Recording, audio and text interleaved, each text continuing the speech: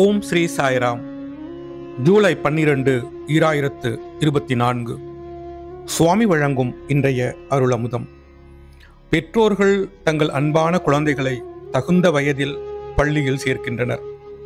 அங்குள்ள ஆசிரியர்கள் அவர்களை வழிநடத்துவதற்கான திறமையும் விருப்பமும் கொண்டவர்கள் என்றும், தங்கள் குழந்தைகளுக்கு உலகின் கஷ்டங்கள் மற்றும் சோதனைகளுக்கு எதிராக நிற்க உதவும் திறமைகளையும் பழக்க வழக்கங்களையும் போதிக்க வல்லவர்கள் என்றும் நம்பி ஒப்படைக்கின்றனர். எனவே ஆசிரியர்கள் மீது பெரும் பொறுப்பு சுமத்தப்பட்டுள்ளது.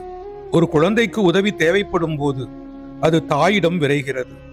அக்குழந்தைக்கு அறிவூட்டவும் அதன் குணநலனை வலுப்படுத்தவும் தாய்க்கு உதவி தேவைப்படும் போது அவள் ஆசிரியரிடம் விரைகிறாள். எனவே குழந்தைகளுக்கு தாய்க்கும் மேலாக ஆசிரியர்கள் இருக்க வேண்டும்.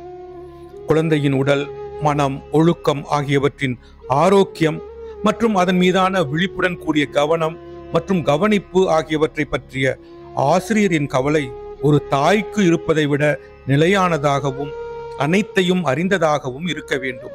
ஆசிரியர்கள் ஒருவருக்கொருவர் அன்பாகத்தான் பேசிக்கொள்ள வேண்டும். அவர்கள் பரஸ்பரம் குற்றஞ்சாட்டிக் கொள்வதில் ஈடுபடக்கூடாது. ஏனென்றால் வெறுப்பின் லேசான சாயல் கூட அன்பின் சூழலை மாசுபடுத்தி குழந்தைகளின் மென்மையான மனதை களங்கப்படுத்திவிடும். தெய்வீக அருளுரை, ஜூலை 4, 1981.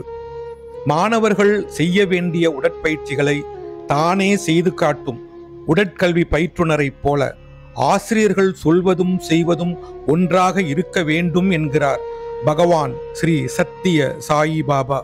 ஓம் ஸ்ரீ சாய்ராம். ஓம் ஸ்ரீ சாய்ராம். ஓம் ஸ்ரீ சாய்ராம்.